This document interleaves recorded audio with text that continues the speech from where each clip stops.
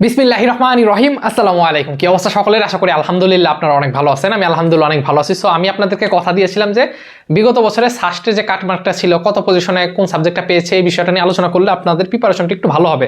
তাহলে আপনি বুঝতে পারবেন যে আমি যদি এত দাগাই, আমি এত পেলে আমি এই সাবজেক্টটা পেতে পারি, একটা ধারণা পাবেন। কিন্তু এখন তো সবকিছু এলোমেলো হয়ে গেল, সাস্ট গুচ্ছ থেকে বের হয়ে গেল। তারপর ভাবলাম যে ভিডিওটা করি, একটা আইডিয়া নেন। কথা বুঝতে পারছেন? আর আপনারা যারা ভার্সিটি প্রিপারেশন নিচ্ছেন, সাস্ট কিন্তু ওই ভার্সিটির থেকে একটু বের হয়ে এসে একটু ডিপে যাওয়ার চেষ্টা করে ওদের প্রশ্ন।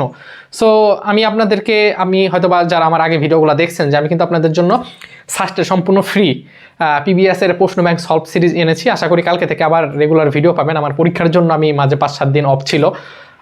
সো আপনারা অবশ্যই আমার সঙ্গে যুক্ত থাকতে পারেন। আমার এই ভিডিওর কমেন্টে টেলিগ্রাম লিঙ্ক আছে, ওইখানে আশা করি জয়েন হয়ে থাকবেন। তো চলেন কথা না বলে শুরু করি। আসলে সাস্টে অনেকগুলো ডিপার্টমেন্ট আছে, তো প্রত্যেকটা ডিপার্টমেন্টের কত পজিশনে কোন সাবজেক্টটা গিয়েছে লাস্ট ইয়ার, এই জিনিসটা ফাইন্ড আউট করা অনেক বেশি কঠিন। সো প্রথমে আমি ধন্যবাদ দিতে চাই মানে আমাকে যে এইটাই হেল্প করছে, শামসুন নাহার। ওকে নক দিয়েছিলাম, পরে ও আমাকে অনেক ডিপার্টমেন্টে যে এই জিনিসগুলো তথ্যটা সংগ্রহ করছে, ঠিক আছে। কারণ বিষয় যেটা হয় যে আমি তো আর সাস্টে পড়ি না, তো না পড়লে একটা ইউনিভার্সিটি আমার থেকে কত দূরে, সেখানকার থেকে একটা ইনফরমেশন কালেক্ট করা অনেকটা কঠিন হয়ে যায়। আপনাদের যদি দিতে পারি, এটা আপনাদের জন্য অনেক উপকৃত হবেন। আমি নট অনলি সাস্ট, আমি যদি আরও কিছু ইউনিভার্সিটি দিতে পারি, তো এই সকল জিনিসপত্র আসলে আমার কালেক্ট করতে একটু সময় লাগতেছে। আপনারা ধৈর্য ধরেন, আশা করি আমি যশোর থেকে শুরু করে ইসলামিক ইউনিভার্সিটির সকল ভার্সিটি দেওয়ার চেষ্টা করব। তো চলেন আমরা একটু আইডিয়া নিই। আর অবশ্যই বললাম যেটা, আমরা সাস্টের প্রশ্ন ব্যাংক ইনশাল্লাহ কালকে থেকে আবার শুরু করব। তো প্রথমে আমরা একটু চিন্তা করি যে সিএসসি, হ্যাঁ আপনাদের তো এবার বের হয়ে আসছে সিএসসি বা কম্পিউটার সায়েন্স ইঞ্জিনিয়ারিং, যেটা আমরা সাস্টে এই সিএসসি সাবজেক্ট দিয়ে কিন্তু চিনি বা পরিচিত যে সাস্টের সিএসসি অনেক ভালো, ঢাকা ভার্সিটি থেকেও ভালো। এটার কারণ কি?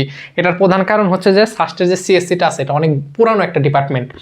কথা বুঝতে পারছেন? আর যেই ইউনিভার্সিটির যেই ডিপার্টমেন্ট যত বেশি পুরানো হয়, সেই ইউনিভার্সিটি থেকে তত স্টুডেন্ট বের হয়ে গেছে। তার মানে ওই সকল ইউনিভার্সিটির ওই সাবজেক্টের যে ভাইরা ছিল, তারা ভালো ভালো জায়গায় আছে। কথা বুঝতে পারছেন? বিশেষ করে সাস্টের। এবং তাদের এই তো আরও অনেক বিষয় থাকে, কথা বুঝতে পারছেন, অনেক অভিজ্ঞ থাকে, টিচাররা অনেক অভিজ্ঞ সম্পন্ন হয়। সো দেখা যায় সিএসসিটা অনেক পুরানো, তো সাস্টের এই কারণে ভালো। তারপর সফটওয়্যার ইঞ্জিনিয়ারিংয়ের কথা যদি বলি, এটা অনেক ভালো একটা সাবজেক্ট। সো লাস্ট পজিশন ছিল 270, গুচ্ছের কথা আমরা বলতেছি। এখন যতটুকু ইনফরমেশন পাইছি, আপনাদের এইবার এইচএসসি 24 ব্যাচ থেকে ইন্ডিভিজুয়াল হয়ে গেল। লাস্ট ইন্ডিভিজুয়াল পরীক্ষা নিয়েছিল সাস্ট 2019-এ, আর এইবার 2024 আলাদা নিবে। তারপর আপনারা বেশটা দিয়ে পড়াশোনা করেন, আমি বারবার করে বলতেছি কিন্তু। হ্যাঁ, সাস্টে কিন্তু একদম মানে মাথা নষ্ট প্রশ্ন করবে। তো এইখানে কিন্তু ওইভাবে কখনো বোঝা যায় না যে আমার সাস্টে ভাই কীভাবে টেকবো। কত ভালো পোলাপান আসলে এখান থেকে ঝরে যায়, ঠিক আছে। কারণ সাস্টে প্রশ্ন প্যাটার্ন দেখলে আপনি বুঝতে পারবেন। সো অবশ্যই অনুরোধ থাকবে যে আপনারা টেলিগ্রামে জয়েন হয়ে থাকেন এবং আমরা কালকে থেকে ক্লাস করাবো। ওকে, সো দেখেন লাস্ট পজিশন কত, 270, এবং মার্ক ছিল কত, 56+। আউট অফ 100, 100-র ভিতরে যারা 56-র উপরে ছিল, তারাই কিন্তু সাস্টে মার্কস মানে আপনার সিএসসি সাবজেক্টটা পেয়েছিল। কথা বুঝতে পারছেন? এটা লাস্ট ইয়ার, এবং লাস্ট ইয়ার অর্থাৎ এইচএসসি 23 ব্যাচের কিন্তু প্রশ্ন অনেক বেশি হার্ড ছিল। পিবিএসের তুলনায় 23 ব্যাচ অনেক হার্ড ছিল। আর 2020, তার মানে গুচ্ছ ভর্তি প্রক্রিয়া শুরু হয় 2020 সাল, ওই প্রথমবার, ওই বছর কঠিন ছিল। অ্যান্ড লাস্ট 2023 সাল, অর্থাৎ চতুর্থতম যেবার গুচ্ছ পরীক্ষা হয়েছে, সেবারও কিন্তু প্রশ্নটা একটু হার্ড ছিল। হ্যাঁ, হার্ড আমরা এটা কিভাবে বলি, এটা বুঝে হচ্ছে যে আপনার মার্কস একটা দিয়ে দেয় যে 50, 100-র ভিতর 50-এর উপরে কতজন পেয়েছে, লাস্ট ইয়ার কতজন পেয়েছিল, এই বছর কতজন পেলো, এইটা আমরা কম্পেয়ার করে আমরা বলি। আবার প্রশ্ন দেখলে বোঝা যায়, বুঝতে পারছেন কোনটা কঠিন কোনটা সহজ। যাই হোক, তারপর আমরা যদি একটু দেখি যে সফটওয়্যার ইঞ্জিনিয়ার, হ্যাঁ এটা অনেক ডিমান্ডেবল একটা সাবজেক্ট, 446। তার মানে পজিশন যাদের 446-এর মধ্যে ছিল, তারা কিন্তু সফটওয়্যার ইঞ্জিনিয়ারিং সাবজেক্টটা পেয়েছিল, এবং কাটমার্ক ছিল 54.75, ঠিক আছে। যাক, এই কাটমার্ক তো এইবারের সঙ্গে মিলবে না, আমি জাস্ট আপনাদের একটা ধারণা দেওয়ার জন্য বলতেছি। এরপরে ছিল জিইবি, হ্যাঁ জেনেটিক ইঞ্জিনিয়ারিং, যেখানে আপনার কাটমার্কটা আসলে জানতে পারে নাই। তো আসলে বলাটা অনেক বেশি টাফ, হ্যাঁ এইভাবে। তো জাস্ট আমি আপনাদের পজিশনটা দেখা দিচ্ছি। 650 থেকে যাদের পজিশন 700-র মধ্যে ছিল, তাদের এই জেনেটিক সাবজেক্টটা চলে আসছে। ঢাবির জেনেটিক কিন্তু আবার ভালো। ওকে, সবই ভালো, খারাপ বিষয়টা না, পড়াশোনা তো সব এক। দেখেন নটর ডেমো কলেজ, আবার আমি যেই আমার হোম টাউন তো রাজবাড়ি, অনেকেই জানে, আমি তো ওইখানে সরকারি কলেজে পড়াশোনা করছি। ওইখানেও তো সরকারি কলেজ, ওইখানেও কিন্তু আমরা ইসাক স্যার, গাজী আজমল স্যার, হাজারি স্যারের বই পড়ছি। নটর ডেমের পোলাপান সেম পড়ে না, সবই তো সেম পড়ে। তো আমরা যে কেন বলি যে আসলে এই ইউনিভার্সিটির এই ফ্যাকাল্টিটা ভালো, আছে কিছু তো কারণ আছে, বুঝতে পারছেন। নটর ডেমের কেন পোলাপান এত বেশি মেডিকেল বইটা চান্স পায়, আমার বাড়ির কলেজ বা আপনার বাড়ির কলেজের থেকে পোলাপান কেন কম পায়, এবার বুঝতে পারছেন। কাহিনী কিন্তু এক, কিন্তু প্রশ্ন আমাদের পড়ার যে সিলেবাস সব কিন্তু সেম। প্রত্যেকটা ইউনিভার্সিটির সব ফ্যাকাল্টি একই পড়াশোনা, ঠিক আছে, একই যে আমরা বই পড়ি। আমি আপনাকে একটু দেখাই, এই যে ইলেকট্রনিক্স বইটা, ঠিক আছে, এই যে ভিকে মেহতা স্যারের, হ্যাঁ, এই বইটা আমরা সারা বাংলাদেশে যত ট্রিপল স্টুডেন্ট আছে, বাংলাদেশের যতগুলো প্রাইভেট ইউনিভার্সিটি বলেন, পাবলিক বলেন, সবাই কিন্তু এই বই পড়ে, ফান্ডামেন্টাল অফ ইলেকট্রিক সার্কিট।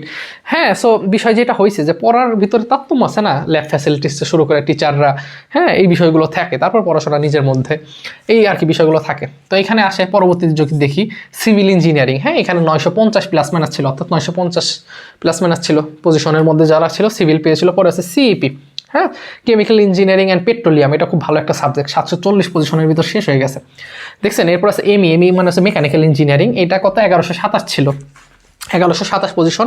এরপর আছে বিএমবি, হ্যাঁ, বায়োকেমিস্ট্রি অ্যান্ড মলিকুলার বায়োলজি, ঠিক আছে, এটা হচ্ছে ওই মেয়েটা পড়তো, মানে যে আমাকে ইনফরমেশনটা দিছে, এটা ভালো একটা সাবজেক্ট। ওর মার্ক, ওর পজিশন মনে হচ্ছিল 700, 700 পজিশন ছিল, হ্যাঁ, এটা হচ্ছে 820 পজিশন পর্যন্ত গিয়েছে। তারপর আছে আইপি, হ্যাঁ, আইপি খুব ভালো একটা সাবজেক্ট, আইপি হচ্ছে বুয়েটের লাস্টের দিকের সাবজেক্ট, তারপর সবই ভালো সাবজেক্ট।